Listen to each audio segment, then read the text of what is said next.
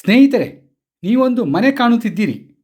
ಇದು ಉಡುಪಿ ಜಿಲ್ಲೆ ತೆಕ್ಕಟ್ಟೆ ಸಮೀಪದ ಮಣೂರಿನ ಸವಿತಾ ಮರಕಾಲ್ರ ಮನೆ. ಅವರಿಗೆ ಈ ಮನೆ ಪೂರ್ತಿ ಮಾಡಿಕೊಟ್ಟವರು ಬಾಂಧವ್ಯ ಫೌಂಡೇಶನ್. ಇದು ಬಾಂಧವ್ಯ ಫೌಂಡೇಶನ್ರವರ ಕೊಡುಗೆಯ 10ನೇ ಮನೆ. ಈ ಬಾಂಧವ್ಯ ಫೌಂಡೇಶನ್ ಬಗ್ಗೆ ನಿಮಗೆಷ್ಟು ಗೊತ್ತು? ಸದ್ದಿಲ್ಲದೆ ಅದ್ಭುತವಾದ ಕೆಲಸ ಮಾಡುತ್ತಿರುವ ಈ ಫೌಂಡೇಶನ್ ಬಗ್ಗೆ ತಿಳಿದುಕೊಳ್ಳಲು ಈ ವಿಡಿಯೋ ಪೂರ್ತಿ ನೋಡಿ.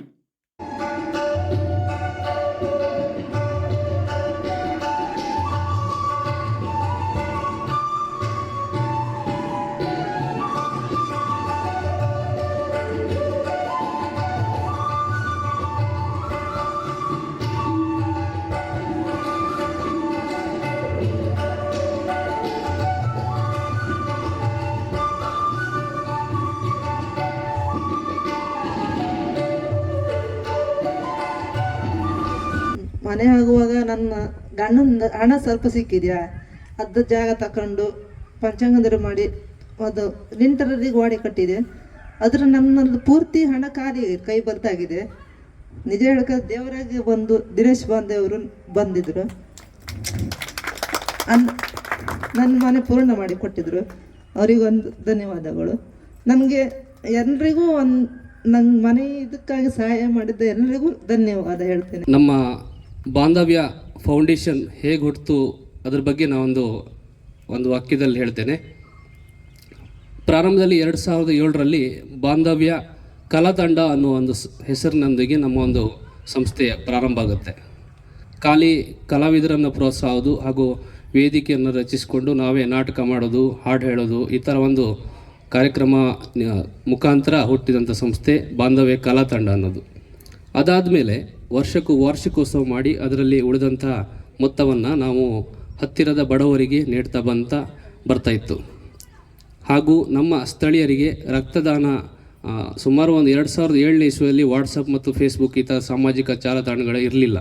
ಆ ಟೈಮ್ನಲ್ಲಿ ನಾವು ಸ್ಥಳೀಯರಿಗೆ ರಕ್ತದಾನದ ವ್ಯವಸ್ಥೆಗಳನ್ನು ಮಾಡ್ತಾಯಿತ್ತು.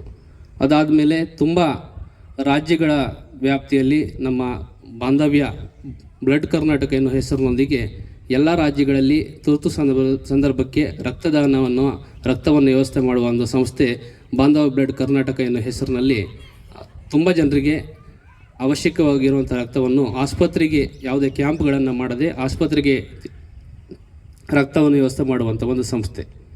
ಹಾಗೂ ಈಗಾಗಲೇ ಇದು 10ನೇ ಮನೆ ಹಾಗೂ ಸುಮಾರು 1.5 ಕೋಟಿವರೆಗೆ ನಮ್ಮ ವೈದ್ಯಕೀಯ ಚಿಕಿತ್ಸೆ ಹಾಗೂ ಶಿಕ್ಷಣ ವ್ಯವಸ್ಥೆಗೆ ನಾವು ಧನ ಸಹಾಯಗಳನ್ನು ಮಾಡಿದ್ದೇವೆ. ಈ ಯೋಜನೆ ಹೇಗಾಯಿತು ಅಂತ ಹೇಳಿದರೆ, ಇಲ್ಲೇ ಒಂದು ಹತ್ತಿರದಲ್ಲಿ ಒಂದು ಮನೆಗೆ ನಾವು ಸೀಟನ್ನು ಹಾಕಿದಾಗ ಇವರು ನಮ್ಮನ್ನು ಕಾಂಟ್ಯಾಕ್ಟ್ ಮಾಡಿ ಇವ್ರ ಮನೆ ಈಗ ಲಿಂಟಲ್ ಲೆವೆಲ್ವರೆಗೆ ಮಾತ್ರ ಇವರು ಮಾಡಿದರು. ಅದಾದಮೇಲೆ ಇವರಿಗೆ ಮಾಡಲಿಕ್ಕೆ ಅವಕಾಶ ಆಗಲಿಲ್ಲ.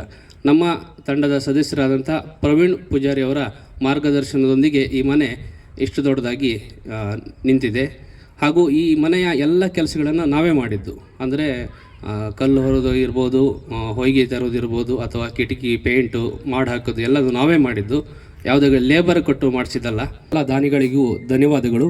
ಹಾಗೂ ಈ ಮನೆಗೆ ನಾವು ಹೆಚ್ಚಿನ ಮನೆಗೆ ಕರೆಂಟನ್ನು ವ್ಯವಸ್ಥೆ ಮಾಡಿಕೊಟ್ಟಿದ್ದೇವೆ. ಅದು ಎಲ್ಲಿಯವರಿಗಂತ ಹೇಳಿದರೆ ಅವ್ರ ಮನೆಯವರು ಮೀಟ್ರನ್ನ ಅವರಿಗೆ ವ್ಯವಸ್ಥೆ ಮಾಡಿದರೆ ವೈರಿಂಗನ್ನು ವ್ಯವಸ್ಥೆ ಮಾಡ್ತೇವೆ.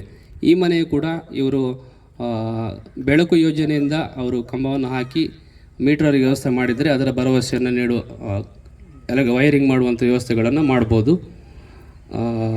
ಎಲ್ರಿಗೂ ಧನ್ಯವಾದಗಳು. Thank you.